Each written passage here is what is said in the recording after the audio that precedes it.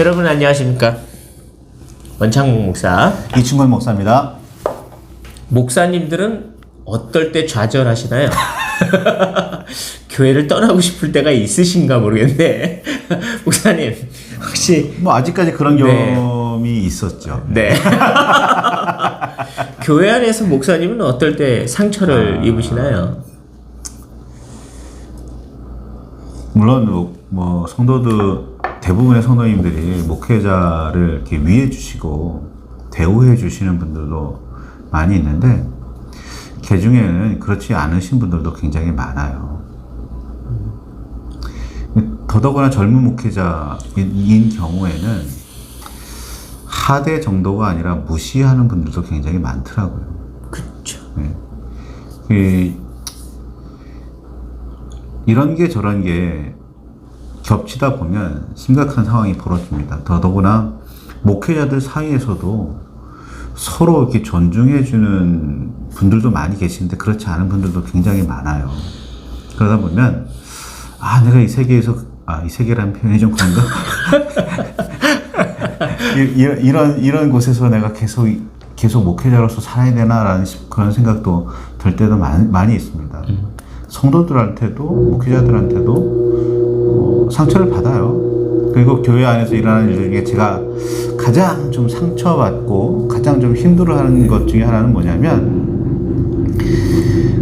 나름대로 최선을 다해서 성경에서 하나님께서 말씀하시는 뜻을 전하고 이렇게 변화되어야 합니다. 이렇게 되어야 합니다라고 성경적인 근거를 가지고 성경의 말씀을 하나님의 말씀을 선포했는데 받아들이시는 분은 그렇게 안 받아들이시고 변화로 나가질 않아요. 저는 그 부분이 상당히 고통스럽습니다. 개인적으로.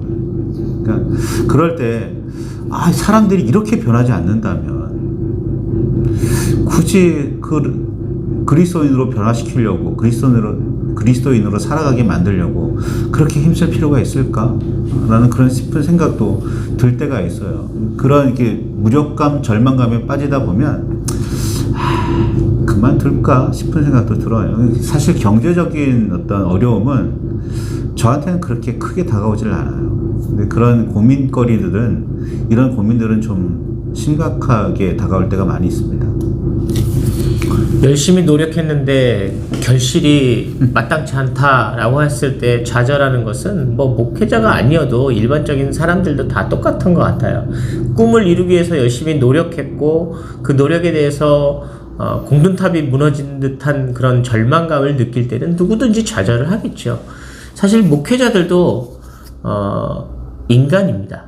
그래서 인간적인 좌절을 하는 건 맞아요. 그래서 인간적인 좌절을 통해서 절망도 하고 고통도 당합니다. 그럼에도 불구하고 저희가 다시 한번 일어날 수 있었던 건 이것이 우리의 사명이다 라고 생각하는 이유 하나만으로 다시 재기를 하는 거예요. 일어나려고 애쓰는 거죠. 어쨌든 목사도 내상을 입고 상처를 받고 좌절합니다. 그래서 결국에는 그 상처를 치유하지 못하고 떠나는 경우도 있어요. 교회 포기하고 싶다 이렇게 얘기하기도 합니다. 그럼에도 불구하고 여전히 우리가 다시 한번 생각해 보는 건 내가 노력해서 좌절했다. 그러니까 인간적인 좌절을 한 것을 고백하면서 내가 잘못했다 이렇게 생각하면서 다시 재기하는 경우도 있고 또 늘 절망 가운데서도 나를 위로하시는 분이 주님이시다라는 것을 다시 그 믿음 앞에서 재소명에 대한 확인을 하면서 다시 일어나는 경우도 다분히 있습니다.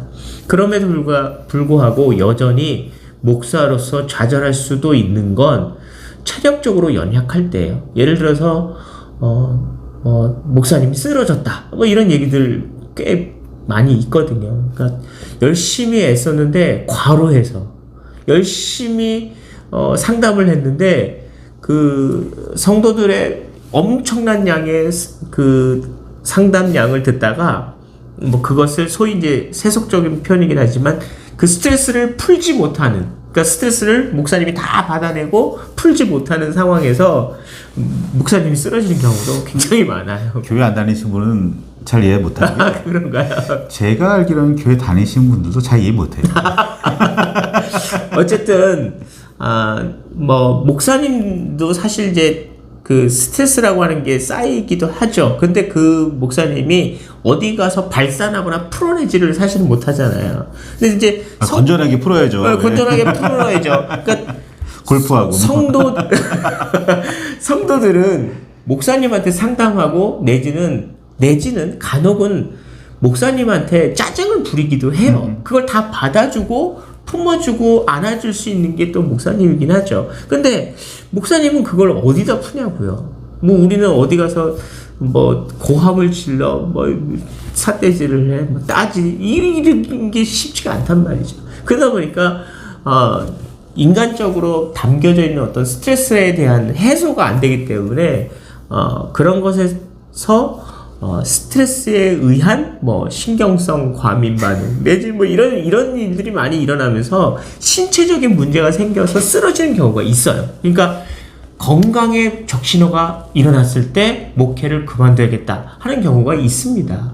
있죠. 근데 이거는 다분히 신체적인 것들, 이거 사실은 어떻게 할 수가 없어요. 뭐 치료를 받거나 수술을 하거나 뭐 엄청난 칼을 대야 돼요. 칼까지. 네네. 그러니까 뭐 수술을 해서라도 치료를 하면 되기도 합니다. 근데 어쨌든 신체적으로 좌절을 느낄 때도 있어요. 그래서 포기하는 사람도 있습니다. 치료를 할 때까지는 계속 할 수가 없으니까 그런 거죠. 뭐 인간적인 한계는 있으니까. 한계는 인간이기 때문에 당연히 있는 거예요. 그래서 생기는 거죠. 그래서 좌절할 수도 있어요.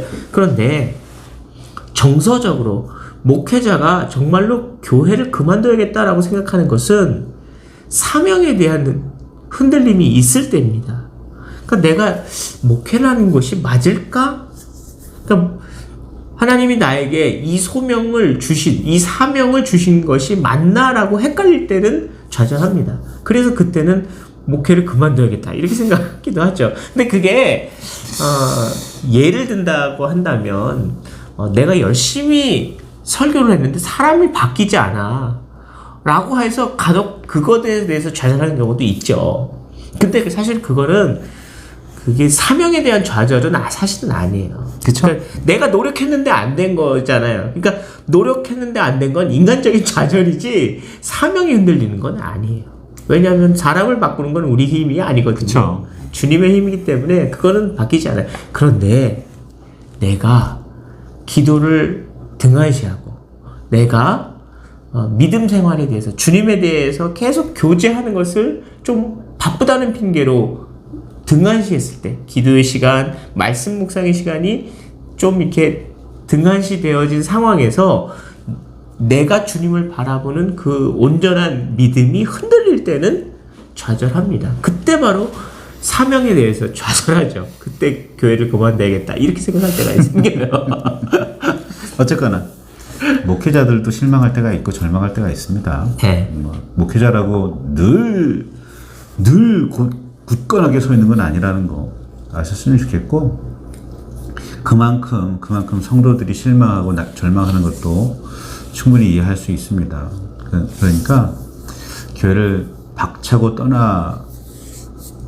떠나기보다 먼저 하나님 앞에 바로 서서, 말씀 앞에 바로 서서 내가 정말 제대로 신앙생활 바르게 하고 있는 건지를 살펴보시고, 하나님께서 그렇게 노력하고 그렇게 하나님께 바르게 나아가려고 힘쓰는 사람들은 또 하나님께서 붙들어 주시니까, 성령께서 도우시니까 성령의 인도하심에 따라, 도우심에 따라 함께 선한 길을 나아갈 수 있기를 바랍니다.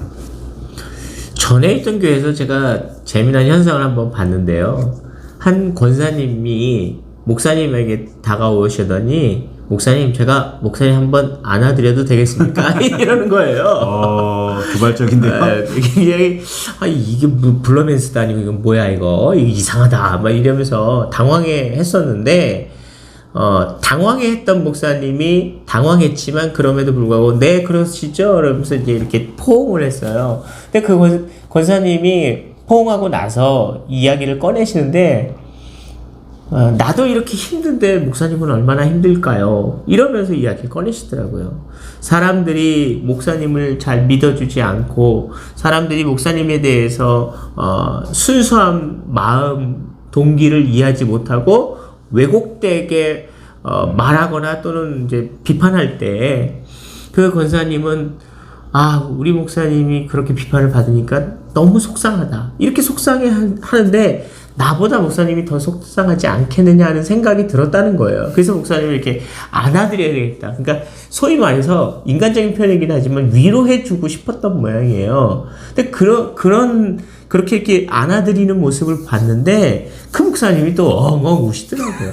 그러니까 어떻게 보면 인간적인 위로를 받은 것처럼 느껴져 보이거나 보여지는 모습은 인간적인 위로로 보여졌긴 하지만 사실 그 목사님은 인간적인 위로보다는 아마 주님이 안아주셨다라는 그런 의미로 받아들였을 수도 있겠다 하는 생각이 들어요. 그렇죠. 목사님도 힘드셨던 일도 있었고 외로우셨을 수도 있고 굉장히 좌절했을 수도 있어요. 그러나 리더자로서 또 좀 더 영적인 리더로서 강인하게 버텼던 것은 아닐까 하는 생각이 들었고 그 권사님 한번 꼭 안아주면서 마치 리더자와 그 따라가는 사람이 아니라 또 어쩌면 주님과 그 어린 양의 관계처럼 이렇게 좀 안을 수 있었던 그런 현상은 아니었나 하는 생각이 들었고 참 서로 위로가 되었다라는 생각도 들어요.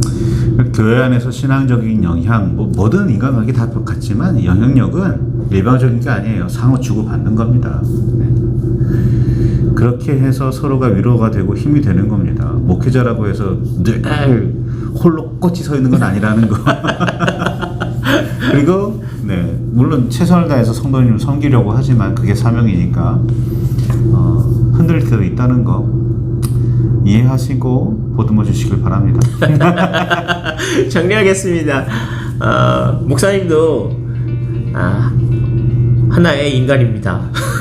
외롭고 슬프고 어려울 때도 물론 있어요. 물론 늘 대부분의 시간을 기도하면서 대부분의 시간을 즐거운 마음으로 보내긴 하지만 어떤 순간에 어떠한 일들 가운데 어떠한 충격 가운데는 좌절도 하고 절망도 합니다.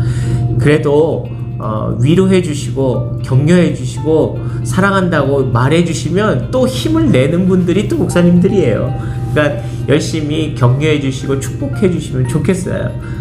주님한테도 위로받고 성도들한테도 축복받는 그런 목사님은 얼마나 행복하실까요? 근데 어렵고 힘들지만 그래도 또 힘내실 거라고 저는 생각을 합니다.